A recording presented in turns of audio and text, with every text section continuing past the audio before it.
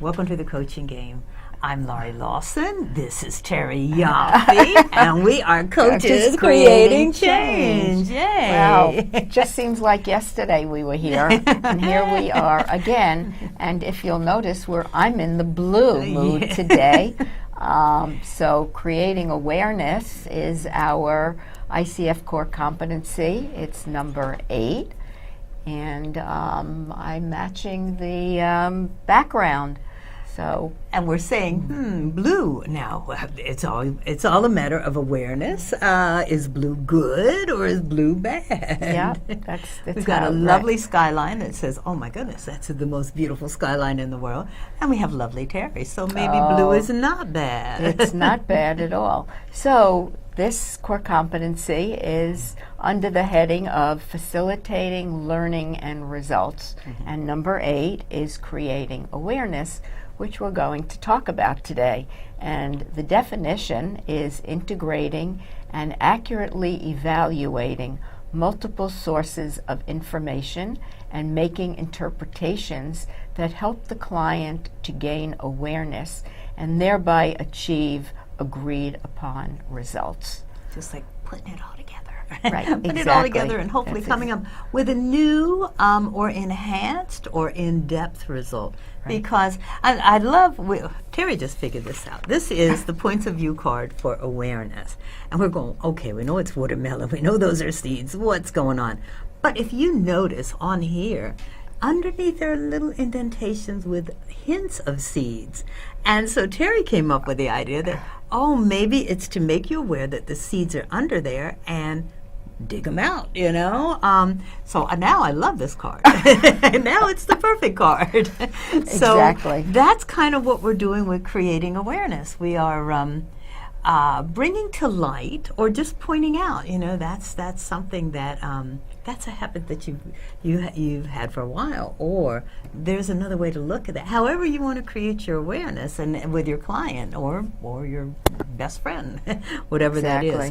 Exactly. So, yeah. So one of the things I was telling Laurie before we came on the show was what helps create awareness with a client. And if we go back to our last 3 segments, it was about communicating effectively, which was active listening is one way to create awareness, questioning the client, so active listening, hearing what the client is saying and not saying, and being able to explore with them what's going on. Right. And powerful questioning helps them to think and go down avenues that they might not have explored. And the third was, which we did on our last show, direct communication, making a client aware and communicating effectively by using their language, all bringing us to creating awareness. Right. And that it definitely comes into, you need to ask some powerful questions as opposed to, well, how are you going to fix that? It's like asking a question, let's say like okay, we're going to, and I want to have a meeting with my boss, but I'm hesitant to do that. Well, how are you going to get that meeting going? That doesn't really create awareness. It asks you, how are you going to solve your problem? And the deal is, if you knew, you wouldn't have contacted a coach. So rather than that, it's like, well, how do you handle sticky situations, or when in the past? Just bringing to light a different way of looking or something. Right. Or it's like, okay, tell me why you're nervous, and then how else could you look at that meeting? Right. It's like this could be a great opportunity to get to know your boss, something like that. So, it's really a matter of how you ask the question and how you engage the client too, how involved they are in the whole process. Yes, of the whole coaching relationship. Yeah, partnering with them. That goes back to co-creating the relationship. Yes, as you does. can see, everything is so beautifully orchestrated in these core competencies. It's one block for the other. So how do you engage? How do you gain trust? It goes back to the first thing is establishing the agreement, co-creating the relationship, which is establishing trust and intimacy, coaching presence, communicating effectively, and we come to the facilitating, the learning. So we've done all of that. Now we come to kind of the meat and potatoes of what happens here. Right. Well, I think what happened here. I think the meat and potatoes are kind of like the coaching in between all that stuff, and then it's like, well, what happened? What do we learn? How are we going to use it? And it's like, okay, before you get into designing an action plan, it's like, well, okay, what? My favorite question is, and what you want to ask the client or anybody who has had some kind of revelation, is like, well, what did you learn? What did you learn from this? And then, if you want to take it even further, I call it the bonus cherry on the top. Then you go, okay, well, how can you use this learning in future or different situations? And it could be like, well, I learned that I'm making myself nervous before I even get started. So therefore, rather than think about the positive, I'm thinking about the negative. Okay, cool. That's a great lesson. Reflect it back. That's really good to know. How can you use that in future situations? And then don't assume that people have learned what you've learned or what you think they've learned. It's so much better to just ask. It's like, what'd you learn? And an easy way to do that is to say, well, what's your takeaway from today? Right. Exactly. What's your takeaway? My takeaway is that underneath that watermelon, there are still seeds. And we can see it. I love it. I think that this is very telling about awareness. We can see the obvious, which are the pits on the watermelon. Everyone can see those. They're very obvious, and it goes with everything. Right. Oh, yes, this is obvious. I understand that. And then we look below the waterline. I love that. If you will. Yeah. And then it becomes a little more difficult to see awareness. Like to see that, and it took me a while to just stare at this and really start to see the dark indentations, which is the not so obvious. But once you point it out, it's like, oh my gosh, how did I not know that? And they're all over. There. They're there. Yeah. But it took really looking at something and staring at it to say, wait a minute, this wasn't so obvious. And I think that goes with everybody. We definitely can see the surface, or what I'll say, the conscious. We're all aware of that. Right. But when you start to have the water line and you go below it, you don't see the conscious. And it's that part, from my perspective, that are the behaviors that people, clients, don't see. And that's part of the coach's responsibility, is to help them see what's not working for them. Absolutely. By everything we talked about, and making them aware through questioning, through listening, through being there, through the questioning, so they can start to kind of open the lens of their own mindset and perspective, and then say, wait a second, this isn't working. I think I'm going to shift. And it's all a matter of of your awareness level. I love the story that's in the Points of View book, because with each card, and this is one of the cards, they have a great story. And it's just really two gentlemen are walking, and one goes, hold on, I hear something. And he hears a cricket that's under a stone, and he's moved it, and he moves the stone. And the other friend goes, how on earth did you hear that? Right. And he goes, I was listening for it. And then he goes, but let me show you. He goes, well, nobody else heard it. And he said, let me show you something. And he dropped a coin, and everybody stopped to look where the coin went. It's what you're attuned to hearing. And what's under this, I love this watermelon. What's under this watermelon and it is things that you're not really attuned, you're not trained to listen to. You're not really, or you might know it's there, but you just don't pay attention. So that's part of the coach's job, to bring that to the awareness, and whether you want to use it or not, that's your choice.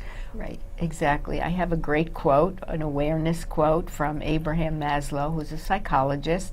What is necessary to change a person is to change his awareness of himself. And that's exactly that. I remember having a client, and when we started coaching, she was really negative in how she spoke.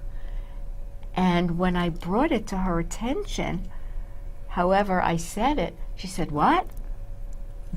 She had no clue of her awareness of being negative. None whatsoever until I pointed it out. And that became, the door kind of flew open for her because she had no knowledge of how she was talking, interacting with others. People do that with body image too. It's like, what? I didn't know. I didn't know that's how I was. When you are Right. like this, it's Right. like, oh, you're close. Nobody. Right. People are responding like, okay, she doesn't really want to. She's not open to any kind of suggestion that we might have. So, and once you point it out, then you can't. Then it's like, oh, now it's like I wish I could go back and redo everything. Right. But yeah, and it's you. Most of the time, I would think you're not aware. I would think that it's a matter of becoming aware, not just you can't just point it out and go, you do that. You have to Right. let the person become aware of it Right, themselves. exactly. Yeah. And yeah. when we look at creating awareness, this is where a client has the opportunity to really look at everything, and once they've gained awareness, that's when they can start to achieve what they actually came to the coaching for. Yeah. I yeah. mean, you have agreed upon desires and achievements and goals, whatever that might be. And it takes working with someone and understanding them and going through everything for them to finally say, okay, now I'm aware. Now I can start to make those, implement those changes. So they're going to get, at some point, what they actually came to the coaching for. So it Yes. starts to close the circle of the whole coaching process. Or, and I often find that they'll come to the coaching with one thing. Oh, I really want to Right. get a new job. Right. And then because you've asked the right questions and dealt with them, then it becomes, you know what, I really like my job, but I don't like the way I'm being inundated with everybody else's work. So I need to set some boundaries. Right. And so it could be a Exactly. total different Oh, yeah, awareness. absolutely. Yeah. Absolutely. So you have to have that flexibility just Right. because this Right. is, I tell my mentees, it's like people are going to come with you and come to you and say, this is my problem. And in my head I go, I know you think that's it. Let's find out Right. what it really is, because you're giving me a symptom, and that's good. Let's go find out what the source is. Right, Yeah. exactly, Yeah. exactly. And sometimes clients don't know. They just assume that because this isn't happening, that this must be the issue. Yes. I don't like my job. And when you start to unpack everything, if you will, they may find out they like their job, but it may be colored, the dislike, by a lot of other things going around them. And once they can look at that, and if they can make those changes, as Laurie said, setting boundaries, talking to people, advocating for themselves, they may all of a sudden say, wow.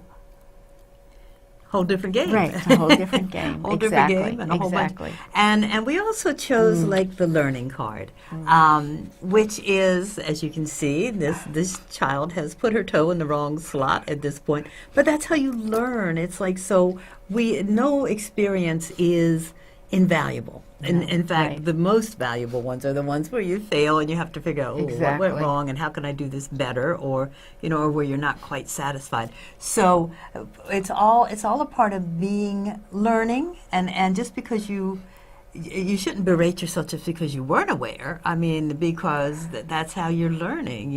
That's Right. all part of the process that goes with that.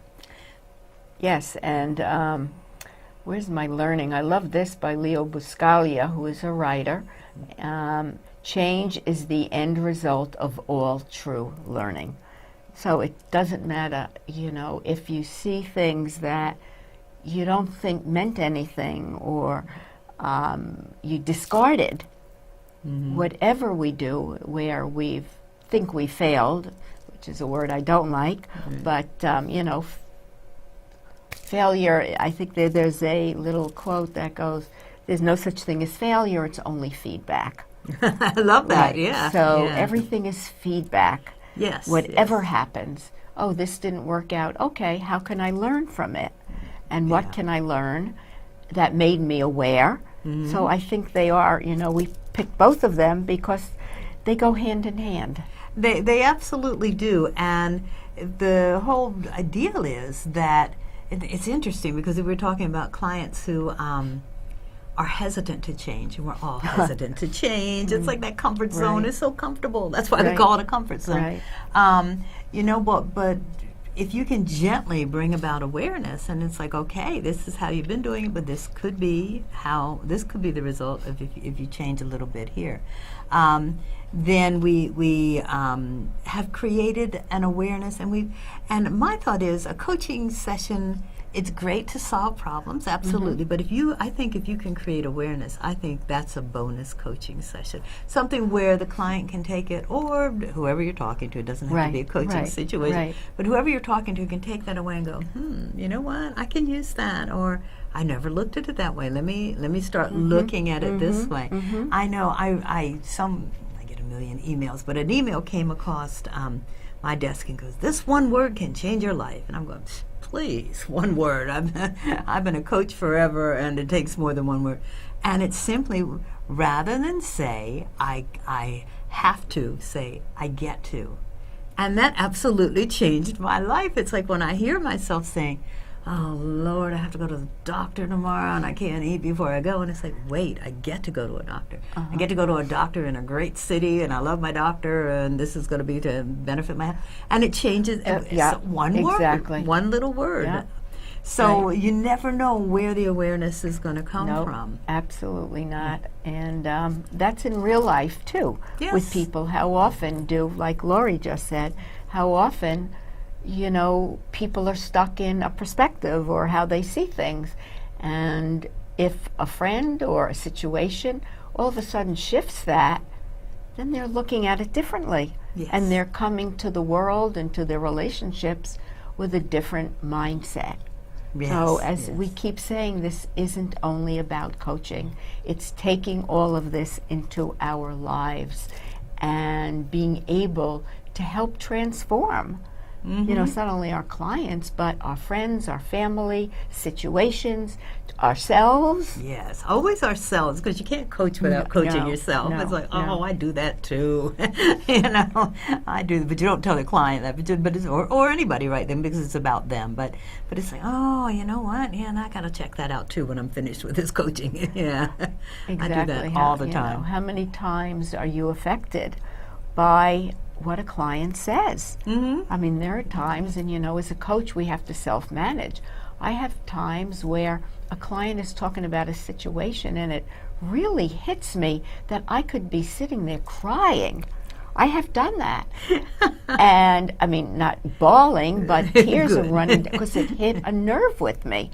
However, I cannot interject. I cannot do anything. I have got to be with the client and wait till the call is over and then take care of my own stuff. Exactly. And good for you. Usually the emotion I get is anger. It's like, really? And I have to really be cool and be like, oh, okay, I understand that. Are you kidding me? But it's like, no, in your mind, it's like, all right, this is not about me. That's my opinion. But so you're much nicer than I am. No, Usually you're much tougher than I am. But But let's talk about ways. Another fun way, I think, once you've got that awareness going, it's like, how do you keep it going? How do you keep the person from slipping back? Because it's so easy to step back. I always tell my mentees that, you're on the precipice here. If you've got that aha moment, they can step forward and they can step back. And backward is back they're much more comfortable with.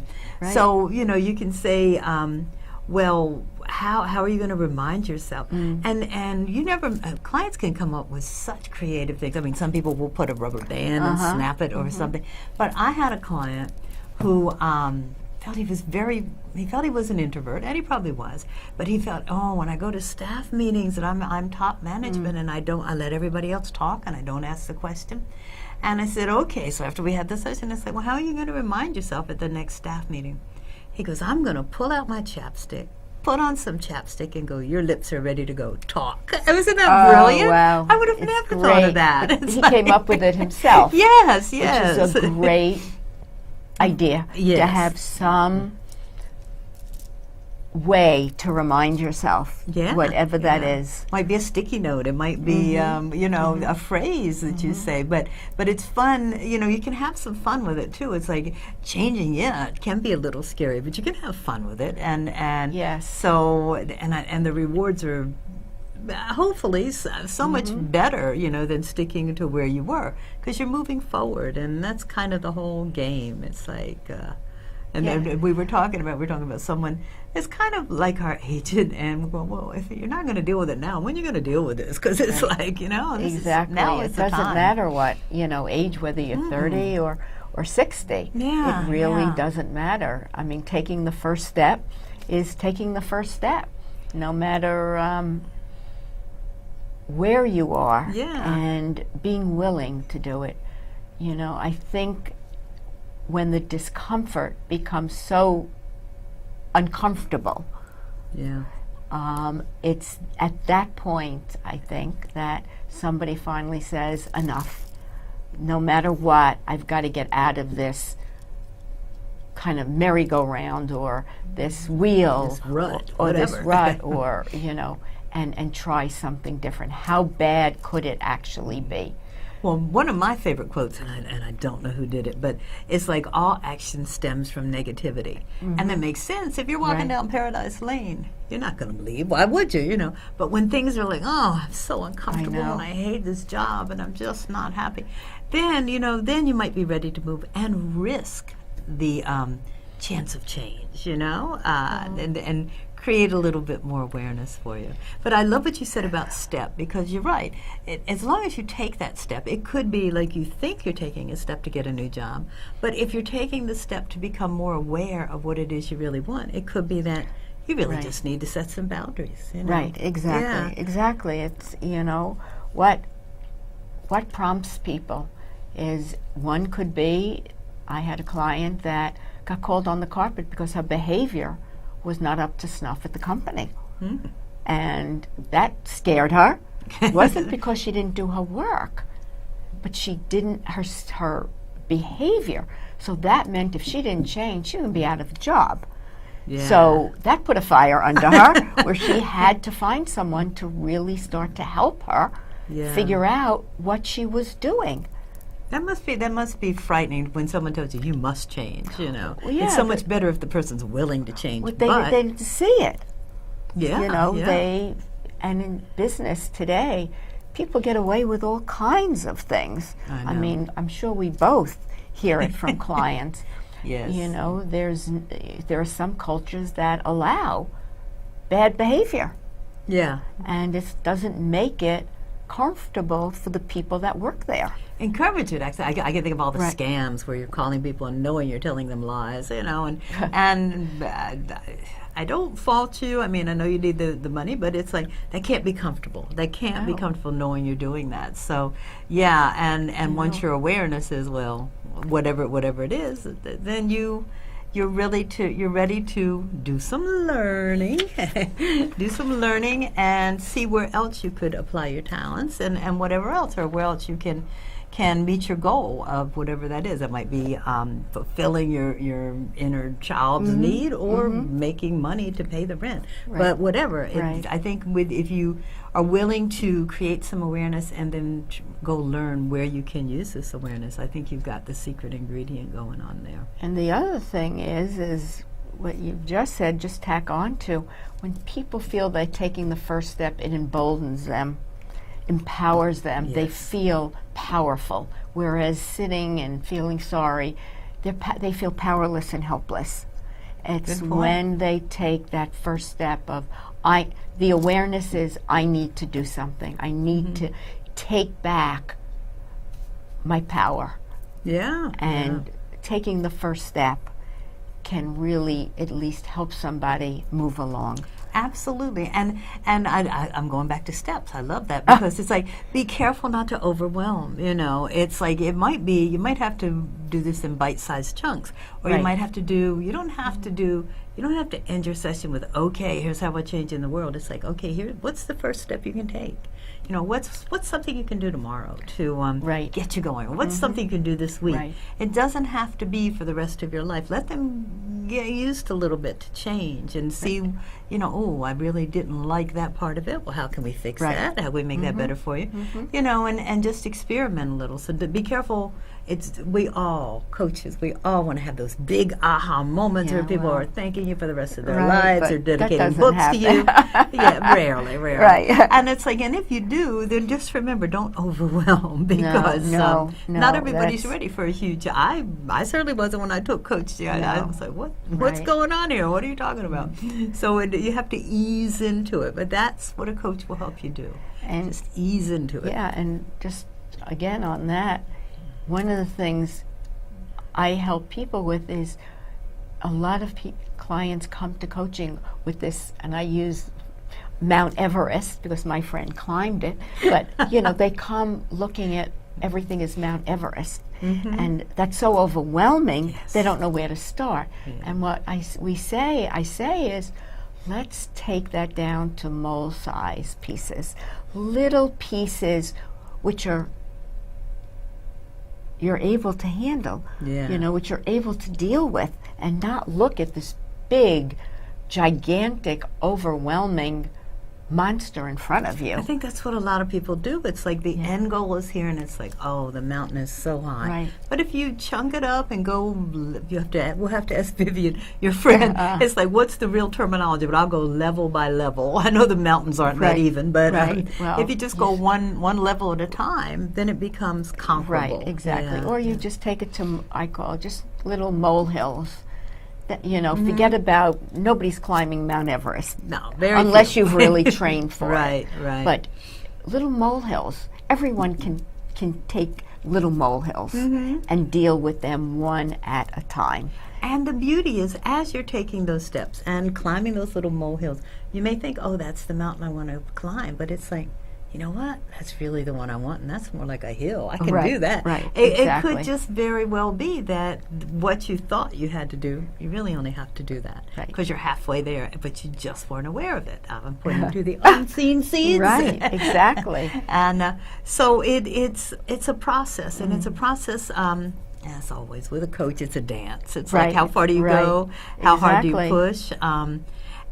But if I think if both you and the person you're talking to can make it fun, then I think so much more will get Yes, done. exactly. So we're almost out of time. We are. Oh, my we goodness. are. So I thank you again, Yes. Terry. Oh, and thank you, I Laurie. Thank Yeah. you for finding those little Yeah, seeds and in that there. is- that is such a great It is a great picture, analogy. if you have anything yes. in your mind, to look at what am I aware of and what am I not aware of, and what do I have Yeah. to do What- to start digging in What to become aware. What unseen seeds Right. are lying in there, and that you're right. Let's leave them with that thought. That's Yeah, a great one. We this will is be great. back. We'll be back. in another month, and take care. Thank you. You're welcome.